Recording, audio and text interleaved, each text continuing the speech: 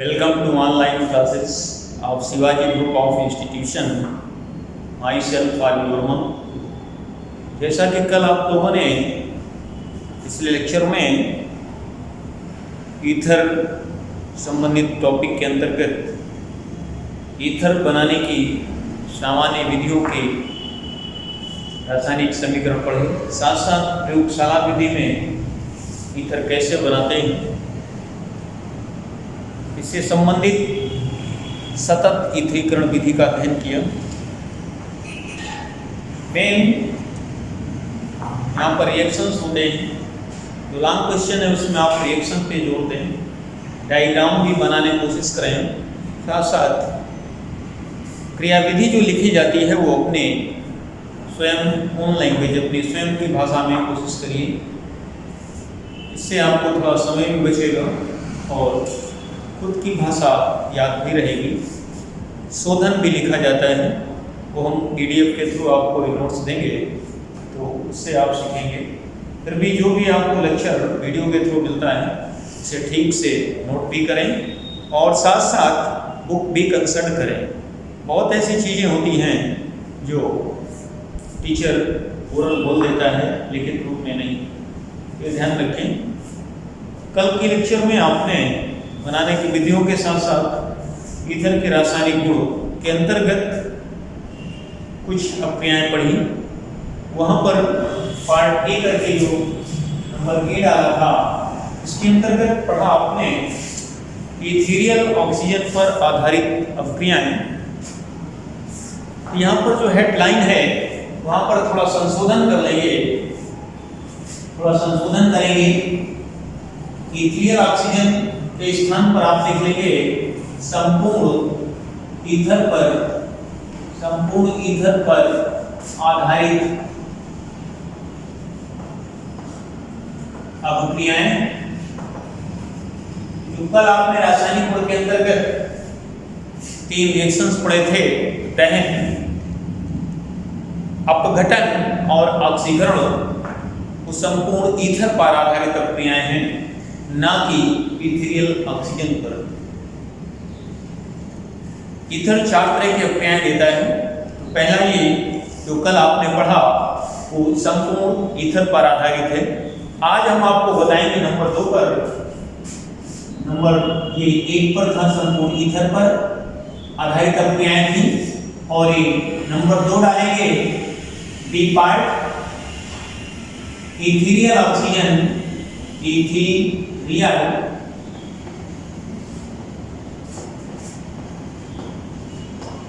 Oxygen पर आधारित अपक्रियाएं, ये आज आप पढ़ेंगे।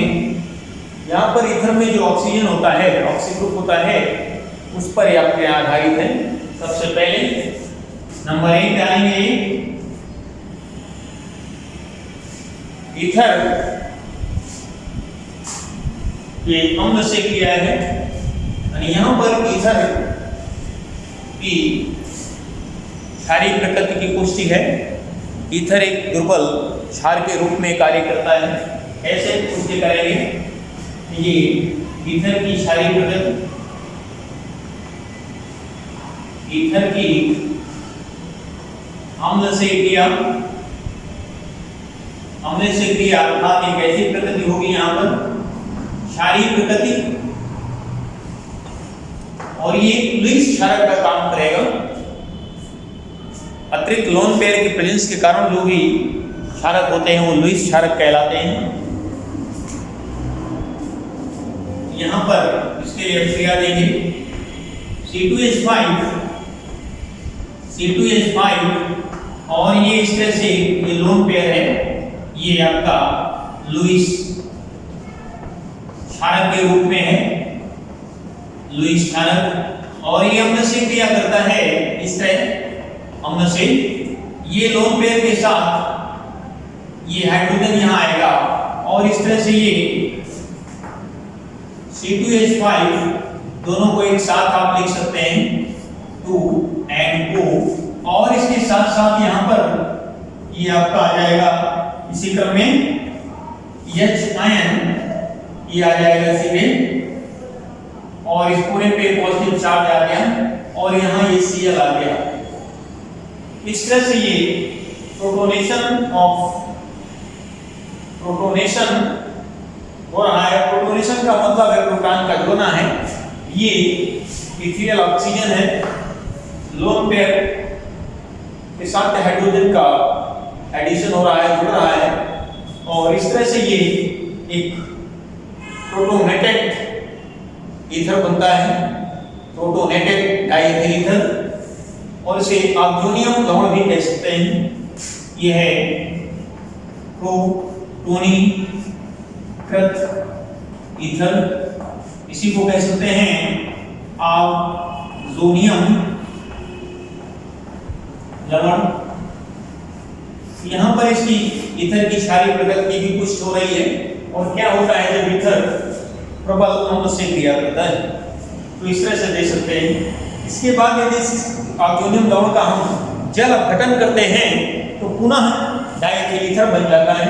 तो ध्यान रखेंगे आप, ये इसकी क्षारीय प्रकृति की पुष्टि है कि अम्ल से क्रिया है। इसके साथ साथ ये ईथर लुईस अम्लों से भी क्रिया करता है, लुईस अम्लों से क्रिया। इसी में आप सेकंड पार्ट बना लेंगे इसका, ये जो अभी लिखा था उसको फर्स्ट पार्ट डाल देंगे, अम्ल से क्रिया। और इसके बाद है लुईस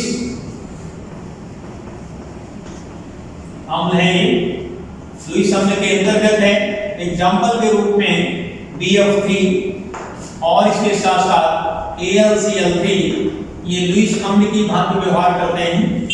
यहाँ पर ये आप ध्यान देंगे, ये आपका है C2H5 और ये डाइईथाइल ईथर और यहाँ पर ये लुईस अम्ल है BF3, ये लुईस क्षारक और ये लुईस अम्ल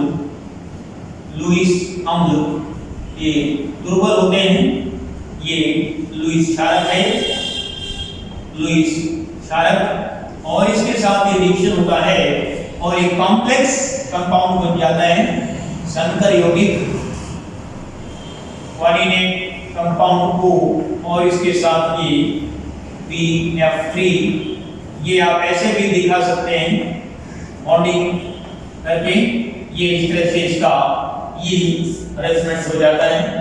ये BF3 इस तरह से बनता है। यहाँ पर ये जो लोन पेयर का है इसको कोऑर्डिनेट करता है और इस तरह से ये एक कॉम्प्लेक्स क्या है, संकर यौगिक बन जाता है, संकर यौगिक। ये भी एक लवण है और ये रिएक्शन भी ईथर की क्षारीय प्रकृति की पुष्टि करता है। तो इस तरह से आप लिख सकते हैं। ये थी इथीलियल ऑक्सीजन पर आधारित प्रक्रियाएं हैं। यहीं पर एक पेरोक्साइड फॉर्मेशन भी होता है, एयर के साथ क्रिया करके जो पेरोक्साइड बना देता है। तो नंबर 2 डालेंगे इसमें, बल्कि नंबर इसमें 2 डाल करके इसी तरह में 2 का आई है, एक के 2 पार्ट हो गए और 2 नंबर पे आप डालेंगे ईथर की वायु से क्रिया। वायु का मतलब O2 से क्रिया है। यहाँ पर इस तरह से ये ईथर C2H5 है, ये C2H5O C2H5 और ये O2 से क्रिया करता है, उसको हीट करते हैं और ये C2H5 ये इस तरह से आप दिखा सकते हैं CH and CH3 और यहाँ से ये O and O ये पेरोक्साइड ग्रुप बन जाता है। ये इस तरह से ये पेरोक्साइड ग्रुप है ये, और यहाँ पर ये इथीलियल ऑक्सीजन है और ये CH2 and CH3 ये इसका नाम दिया गया है ईथर पेरोक्साइड है, पेरोक्साइड।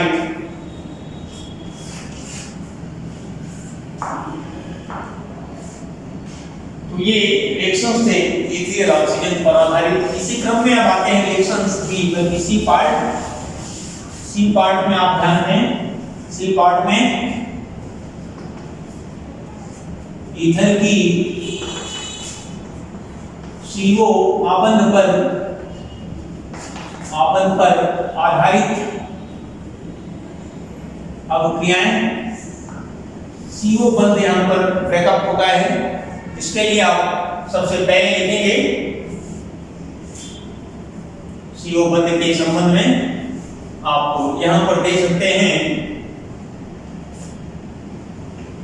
C2H5 O है और ये C2H5 नंबर पहला आप डाल सकते हैं। इसमें ये ACl5 से रिएक्शन देता है गेट और ये सीधे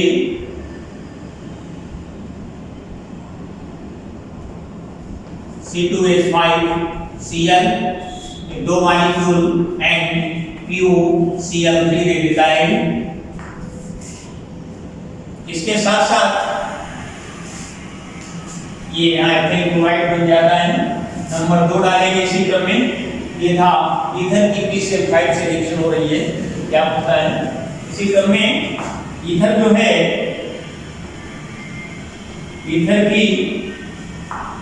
ईथर का हम जल अपघटन करते हैं, हाइड्रोलिसिस करते हैं। इस स्थिति में ईथर का अम्लीय जल अपघटन है, अम्लीय जल अपघटन।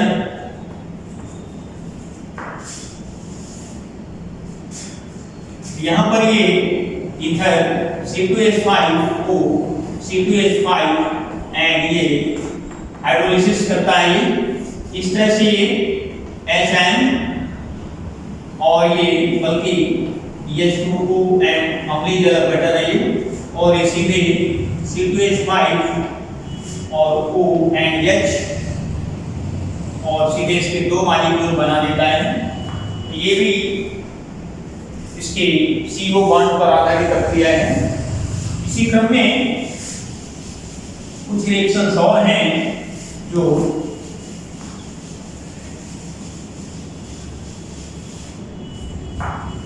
नंबर 3 डालेंगे। इसमें एसिटिल क्लोराइड से भी क्रिया दी गई है। एसिटिल क्लोराइड से क्रिया में ईथर की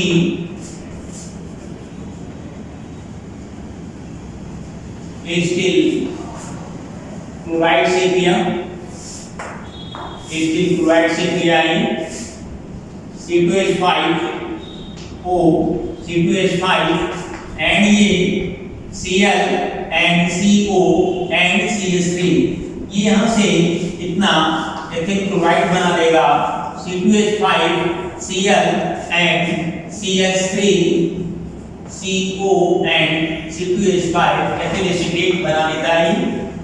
इसी क्रम में इसकी क्रिया एसिटिक एनहाइड्राइड से भी करा सकते हैं। इसी क्रम में ये A पार्ट है, ये इसको A पार्ट डाल दीजिए, इसी का B पार्ट है और यहाँ पर ईथर की एसिटिक एनहाइड्राइड से क्रिया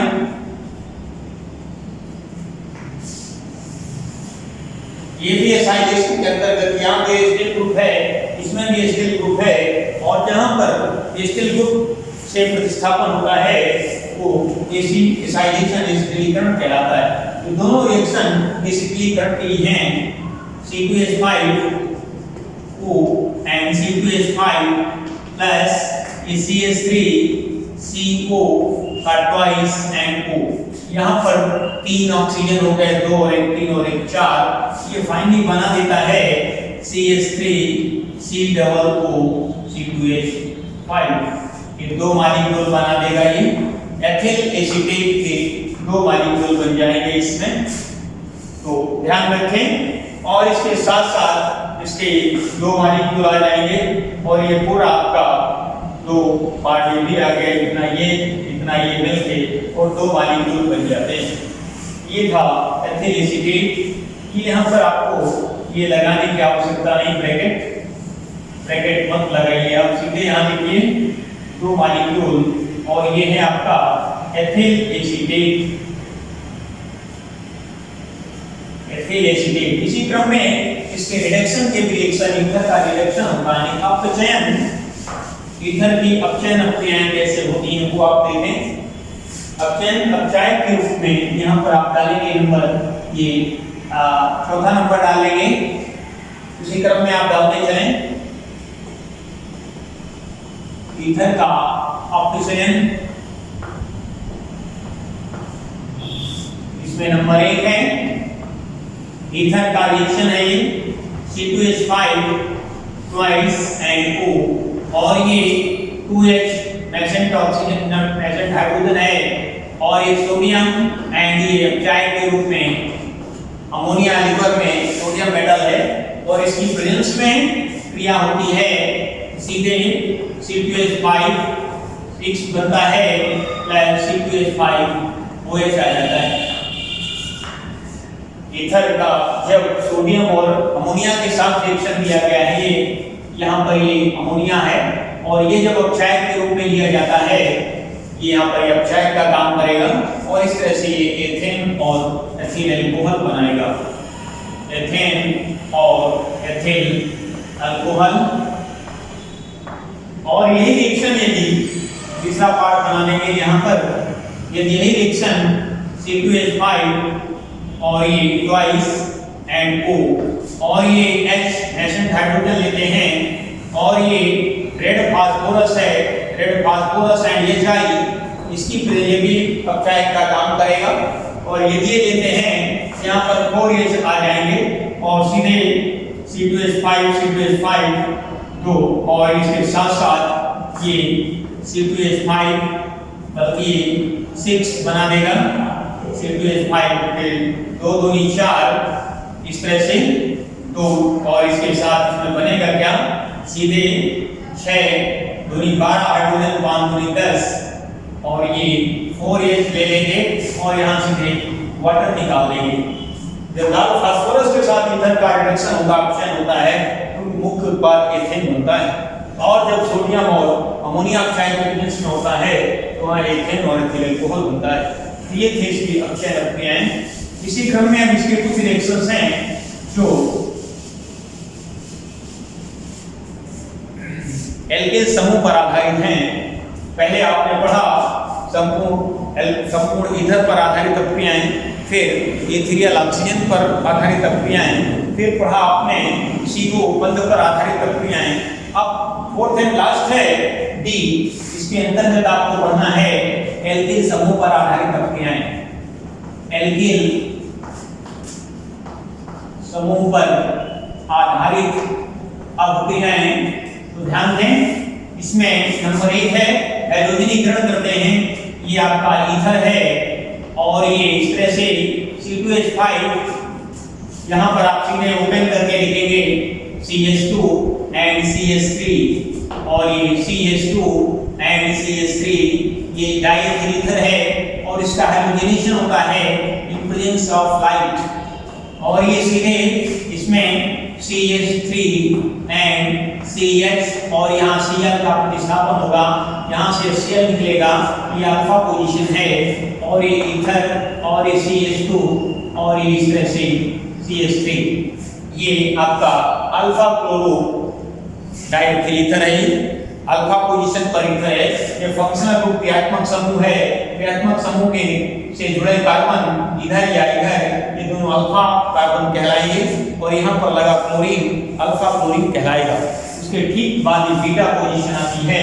इसी क्रम में अगला मॉलिक्यूल जो जुड़ेगा, ये फर्दर ये इसके दो रूप बन सकते हैं, दो पॉसिबिलिटीज हैं, CH2 and Cl, CH and Cl and CO, CH2 and CH3। एक तो ये आपका आइसोमर बन सकता है, और इसके साथ साथ दूसरा बन सकता है, इसी क्रम में आप नोट कर लेंगे, दूसरा ये बन सकता है ये प्लस, ये आपका CH3, ये आपका बनेगा एक ये बन जाएगा O, एंड इधर ये Cl यहाँ, इधर CH3 और इधर भी CH3, दोनों अल्फा पोजीशन अल्फा डैश, और ये क्या था, ये अल्फा है, ये अल्फा कार्बन और ये बीटा कार्बन, इसका नाम हो जाएगा alpha beta dichloro diether, alpha beta dichloro di ethyl ether,